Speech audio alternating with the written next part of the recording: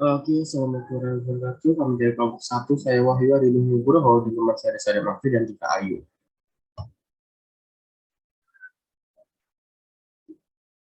Nah, sini ada capital equation. Risiko-risiko ini dapat berasal dari aktivitas on and off balance sheet atau OBS dan dapat berupa sumber domestik atau internasional. Untuk memastikan kelangsungan hidup seorang manajer lembaga keuangan ini perlu melindungi lembaga dari risiko kebangkrutan, yaitu melindungi dari risiko yang cukup besar untuk menyebabkan lembaga yang gagal. Nah, cara utamanya untuk pelindungannya resiko kebangkrutan kebetulannya adalah modal lembaga keuangan. Eh, Itu ada beberapa fungsi dari modal yang ya. Yang pertama itu menyerap kerugian yang tak terduga dengan margin yang cukup untuk menginspirasi kepercayaan dan mungkin FP untuk melanjutkan usahanya. Yang kedua, melindungi deposan pemegang obligasi kreditur yang tidak diasuransikan jika terjadi kebangkrutan dan likuidasi. Nah, untuk melindungi dana yang ketiga itu untuk melindungi dana asuransi lembaga keuangan dan wajib pajak. Dalam krisis keuangan di sini melindungi kerugian saldo dana yang negatif yang akibatnya FDIC ini mengenakan biaya penilaian khusus pada lembaga keuangan yang diasuransikan dan mengharuskan mereka untuk membayar di muka selama 13 kuartal. Untuk melihat bagaimana modal melindungi, oh ini ada capital and insolvency risk capital, itu untuk melihat bagaimana modal melindungi lembaga keuangan dari risiko bangkrutan. Kita harus mendefinisikan modal lebih banyak dengan tepat. Masalahnya adalah ada banyak definisi tentang modal. Secara khusus, definisi ekonom tentang modal lembaga keuangan atau kepemilikan ekuitas pemilik dari lembaga keuangan adalah perbedaan antara nilai pasar aset dan kewajibannya. Ini juga disebut dengan file bersih FI. Sementara ini adalah arti dari ekonom, yaitu arti dari modal menurut ekonom. Dari regulator itu merasa perlu untuk mengadopsi definisi modal yang berangkat dengan tingkat yang lebih besar atau kecil dari kekayaan bersih ekonom. Ada market value of capital. Untuk melihat bagaimana kekayaan bersih atau ekuitas ekonom melindungi lembaga keuangan dari risiko, kita harus mempertimbangkan contoh berikut, yaitu dari panel A, dari panel 1. Menyajikan rahasia sederhana, di mana semua aset di kewajiban F itu dinilai dalam nilai pasar dengan harga saat ini atas dasar mark to market.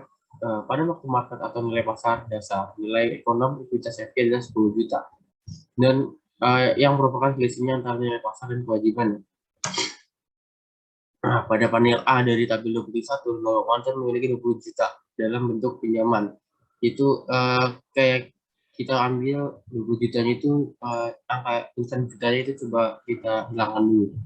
Kayak misalnya karena resesi sejumlah peminjam ini yang mengalami masalah harus tidak mampu untuk menjaga pembayaran pinjaman yang dijanjikan mereka.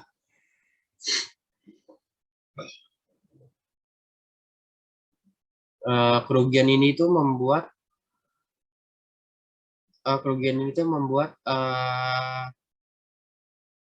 FV itu pilot nilai pasar asetnya $88 kurang dari nilai kewajibannya $20. Saham kekayaannya bersih pemilik telah sepenuhnya dihapuskan atau dikurangi dari $10 menjadi minus $2. Membuat kekayaan bersih menjadi negatif. Yang akibatnya pemegang kewajiban itu sedikit cacat, tapi hanya sedikit. Secara khusus nilai $10 pertama dari kerugian $12 portofolio pada perilakunya bantu ditanggung oleh pemegang ekuitas.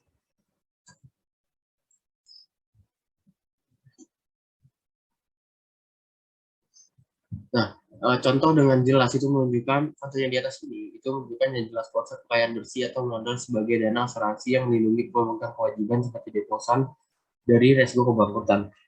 Semakin besar kekayaan bersih lembaga keuangan itu relatif terhadap ukuran asetnya. Semakin banyak kebangkrutan, perlindungan atau asuransi ada untuk pemegang kewajiban dan penjamin kewajiban seperti FDIC.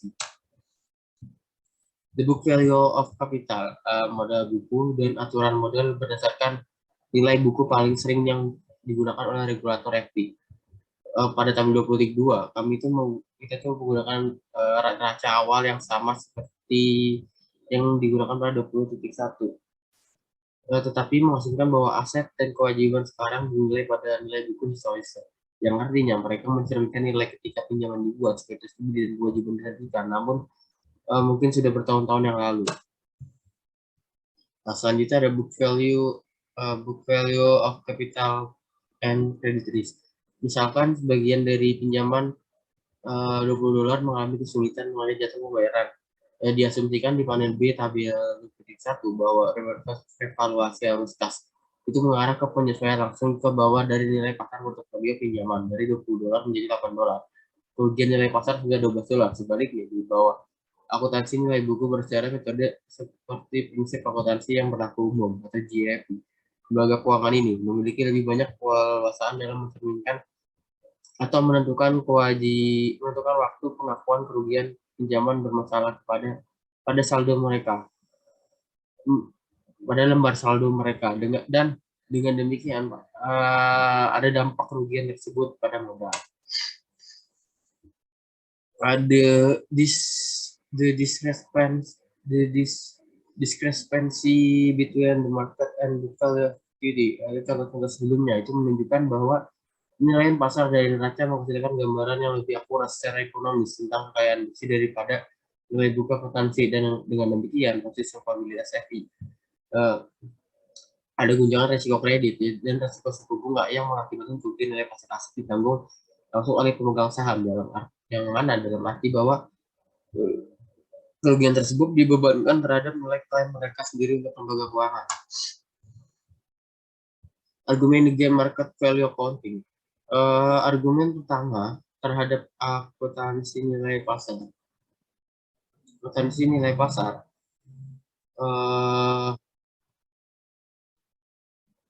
bahwa itu adalah bahwa sulit untuk dilaksanakannya. Ini mungkin benar, terutama untuk bank komersial kecil dan barang bekas dengan jumlah besar asetnya yang tidak diperdagangkan seperti di pinjaman kecil di neraca mereka. Yang kedua ada argumen terhadap akuntansi nilai pasar adalah bahwa ia memperkenalkan tingkat variabilitas yang tidak perlu dalam pendapatan lembaga keuangan, dan dengan demikian kekayaan bersih karena keuntungan kerugian modal kertas atas aset dilewatkan melalui laporan laba rugi FI. Mungkin sekian presentasi dari saya. Selanjutnya akan dilanjutkan oleh teman saya. Silakan.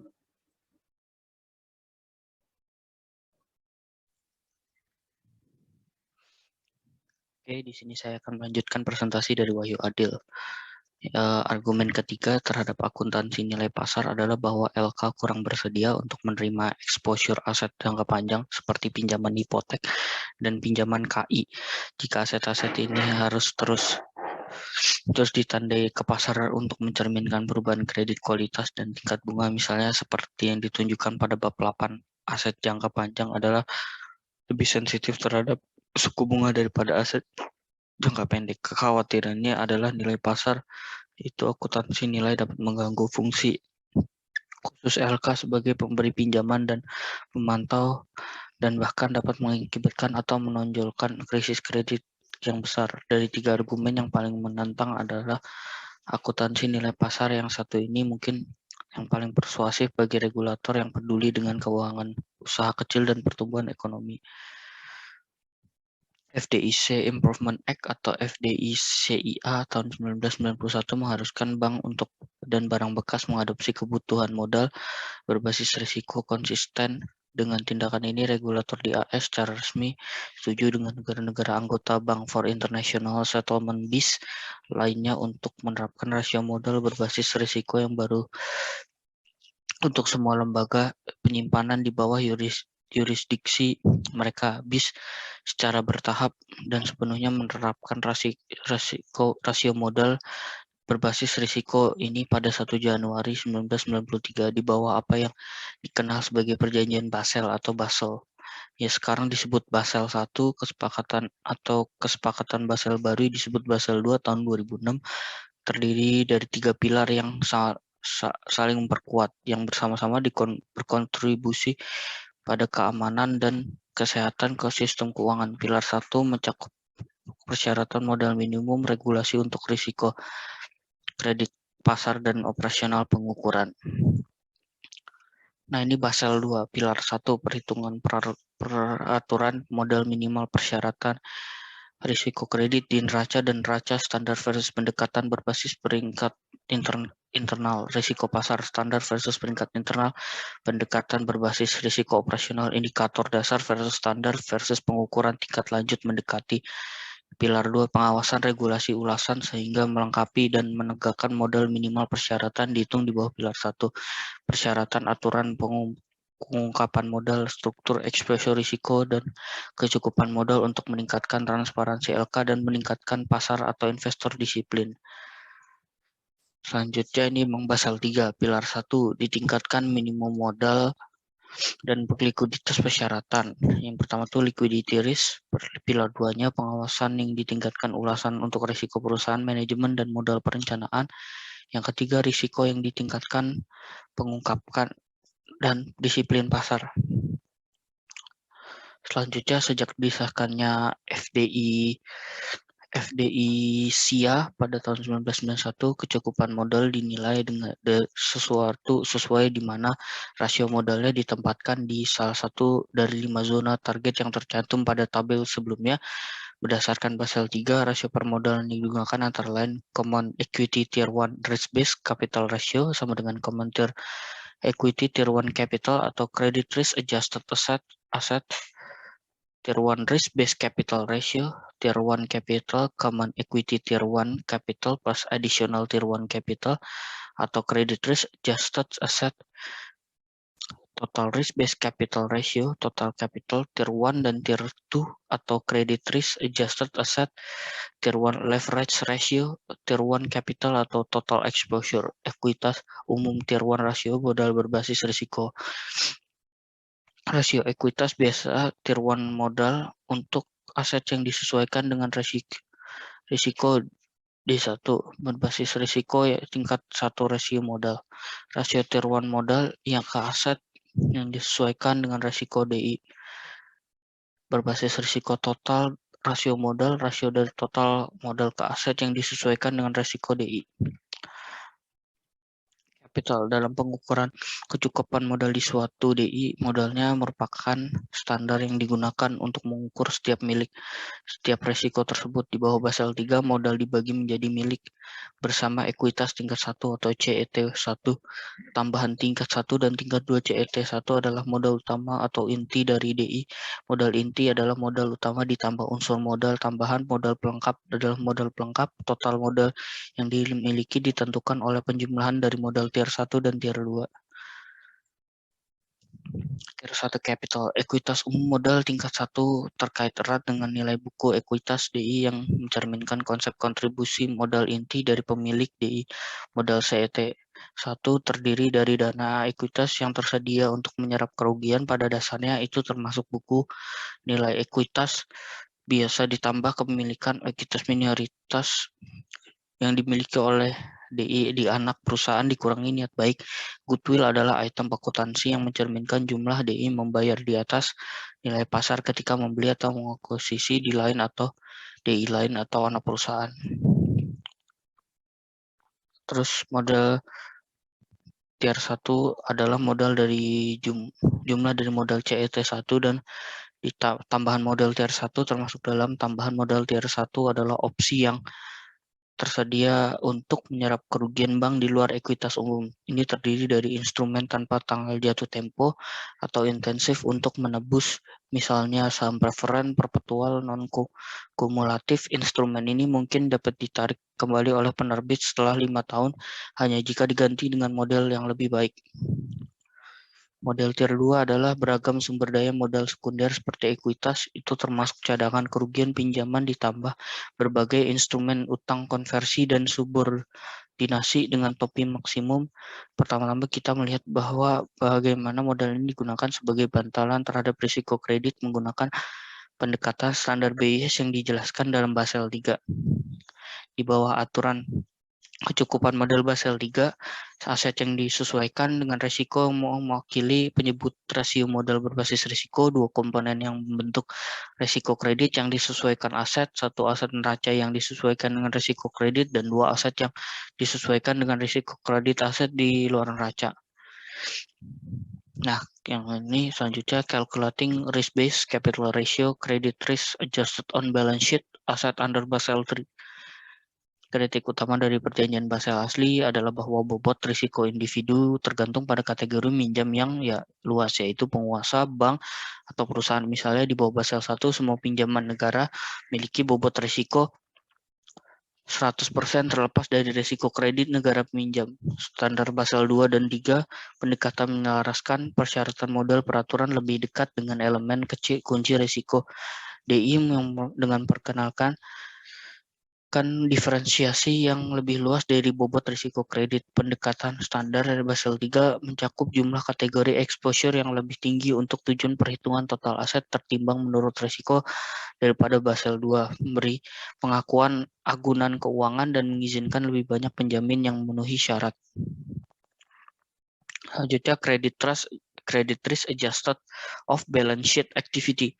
Nilai aset di neraca yang disesuaikan dengan risiko kredit hanya salah satu komponen dari penyebut rasio modal. Yang lainnya adalah nilai risiko kredit yang disesuaikan dengan DI, kegiatan di luar neraca atau OBS. Kegiatan OBS ini lebih mewakili kontingen daripada klaim aktual terhadap lembaga penyimpanan. Dengan demikian, peraturan masyarakat bahwa modal ditahan tidak terhadap nilai nominal penuh dari barang-barang ini, tapi terhadap jumlah yang setara dengan risiko kredit di neraca yang akhirnya terjadi pada sekuritas ini mungkin dibuat untuk lembaga penyimpanan. Oleh karena itu, dalam menghitung risiko kredit nilai aset kita yang harus disesuaikan dari item OBS ini, pertama-tama kita harus mengubah menjadi kredit jumlah yang setara dengan pos di neraca.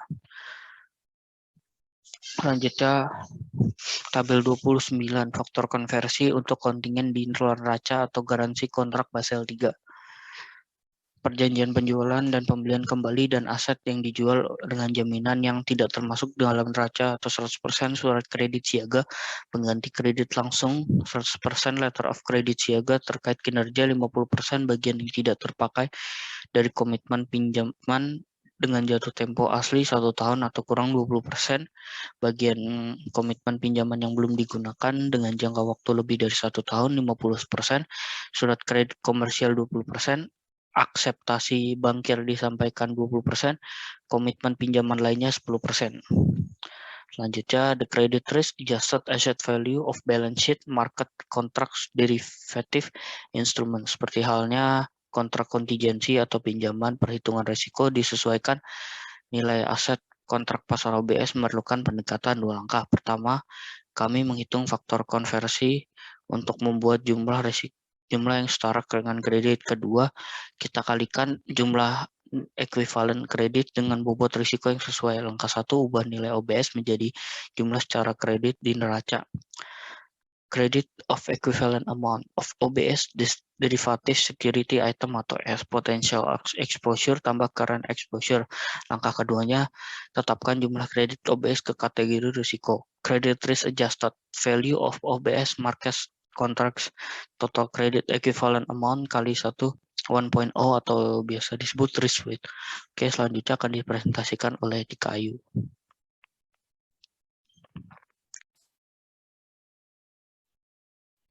Selanjutnya yaitu capital conservation buffer. Selain merevisi persyaratan rasio modal minimum untuk risiko kredit, Basel III memperkenalkan penyangga konservasi modal yang dirancang untuk memastikan bahwa deals build up surplus modal atau menyangga di luar periode tekanan keuangan yang dapat ditarik sebagai kerugian yang terjadi selama periode tekanan keuangan. Persyaratan penyangga memberikan insentif bagi YI untuk membangun surplus modal, misalnya dengan mengurangi distribusi pendapatan diskresioner, dividen berkurang pembelian kembali saham, dan bonus staff untuk mengurangi risiko bahwa tingkat modal mereka akan jatuh di bawah minimum kebutuhan ibu selama periode penyangga konservasi modal harus berdiri dari modal C1 dan memiliki secara terpisah bagi persyaratan modal minimum berbasis risiko.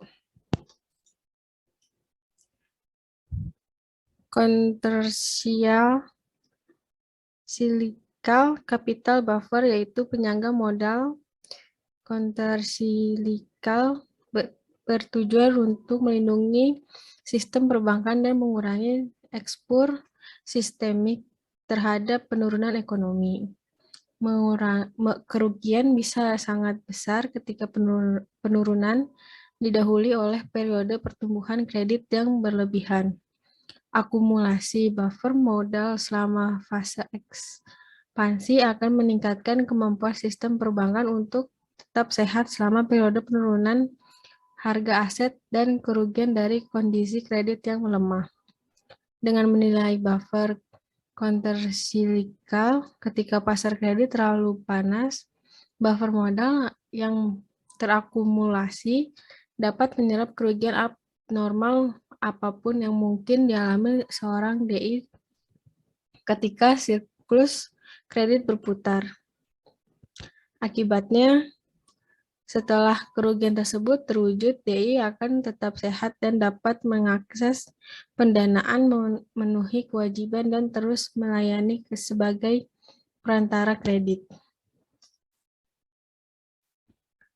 Rasio lever Basel III didefinisikan sebagai rasio modal tier 1 terhadap kombinasi aset di dalam dan di luar neraca.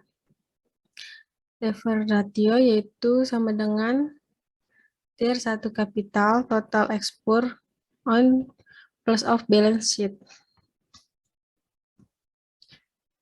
Dari perspektif peraturan, rasio modal berbasis risiko kredit cukup hanya untuk berbagi selama lembaga penyimpanan tidak terkena suku bunga atau risiko pasar yang tidak semestinya. Alasannya rasio modal berbasis risiko hanya memperhitungkan kecukupan modal DI untuk memenuhi risiko kredit di dalam dan di luar neraca.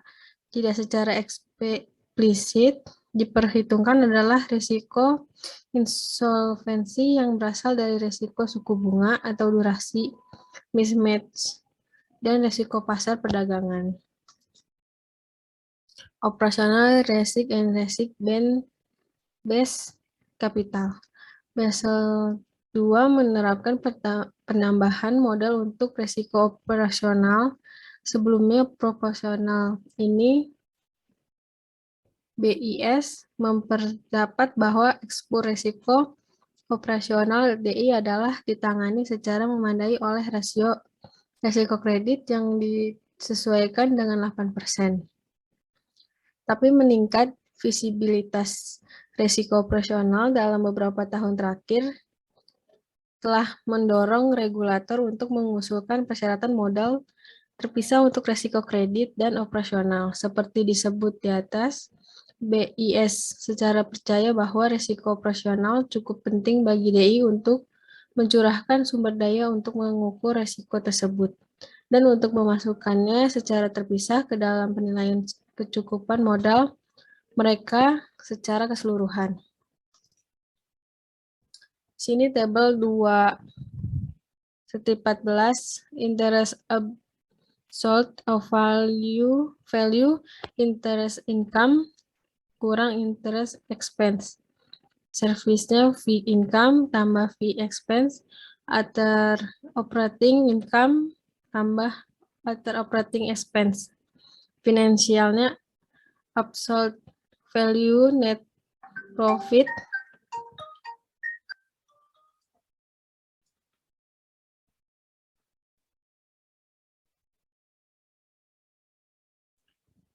profit dan loss on trading book.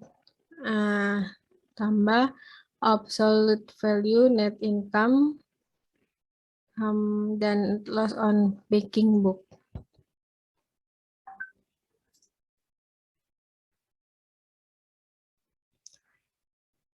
Certificate of the risk-based at capital ratio. Persyaratan modal berbasis resiko berusaha untuk menggunakan kredit, pasar, dan operasi risiko nasional dalam penentuan kecukupan modal. Lebih sistematis memperhitungkan perbedaan risiko kredit di antara aset, menggabungkan off-balance sheet, ekspor risiko, dan penerapan persyaratan modal yang sama di semua deals, terutama di dalam dunia. Capital requirement for other financial institution. Selanjutnya yaitu hutang agregat terdiri dari total kewajiban yang timbul dari setiap transaksi. Ini termasuk antara lain uang yang dipinjam, hutang yang terhadap surat berharga yang dipinjamkan, nilai pasar surat berharga yang dipinjam, saldo kredit bebas nasabah dan bukan nasabah. Saldo kredit pada rekening nasabah dan bukan nasabah yang memiliki posisi short dalam sekuritas.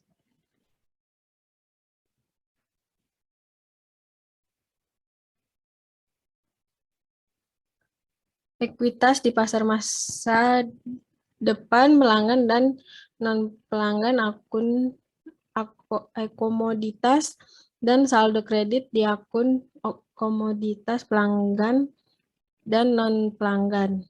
Modal bersih adalah kekayaan bersih yang disesuaikan dengan laba atau rugi yang belum direalisasi, ditangguhkan ketentuan perpajakan dan kewajiban tertentu.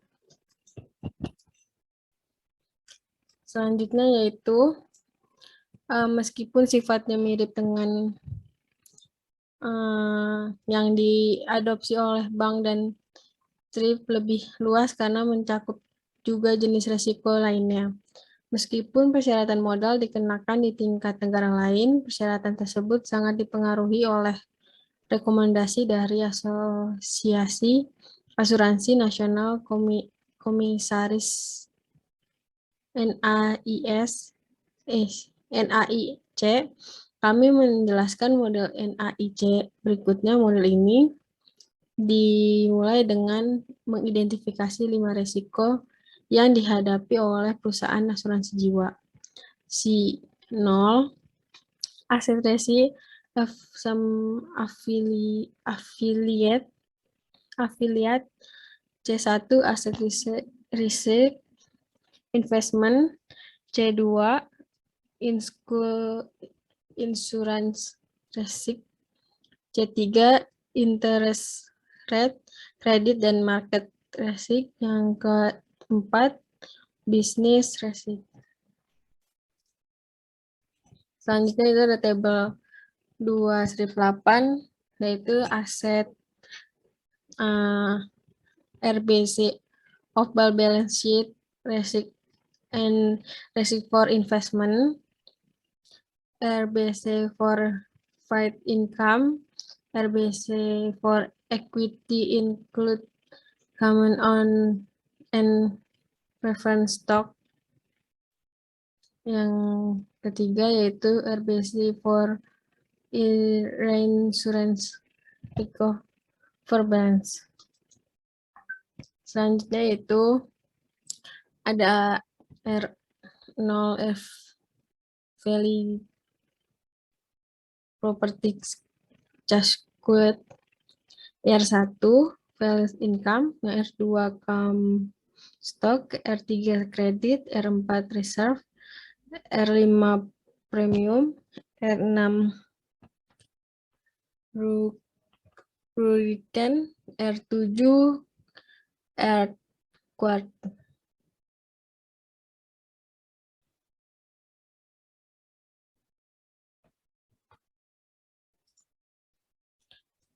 summary. Selanjutnya summary yaitu bab ini mengulas peran modal LK dalam melindunginya dari risiko kredit, suku bunga, dan risiko lainnya. Menurut teori ekonomi, modal atau kekayaan bersih seharusnya diukur atas dasar nilai pasar sebagai perbedaan antara nilai pasar aset dan kewajiban. Pada kekayaannya, regulator menggunakan aturan akuntansi nilai buku. Sementara aturan kecukupan modal nilai suku memperhitungkan ekspor risiko kredit secara kasar. Itu mengabaikan efek dari perubahan suku bunga dan ekspor suku bunga di net bernilai. Kami menganalisis aturan modal spesifik dan yang diusulkan diadopsi oleh regulator bank dan barang bekas, perusahaan asuransi, dan perusahaan sekuritas dan membahas masalah kelemahan mereka. Secara khusus, kami melihat bagaimana bank, barang bekas, PC, dan regulator asuransi jiwa sekarang menyesuaikan aturan modal berbasis nilai buku ke akun untuk berbagai jenis resiko sebagai bagian dari mengenaan kecukupan modal berbasis resiko rasio. Akibatnya, kebutuhan modal aktual di bank, perusahaan asuransi jiwa, PC perusahaan asuransi, dan penghematan bergerak lebih dekat dari jaringan berbasis nilai pasar layaknya persyaratan broker-dealer. Kurang lebihnya mohon maaf. Assalamualaikum warahmatullahi wabarakatuh.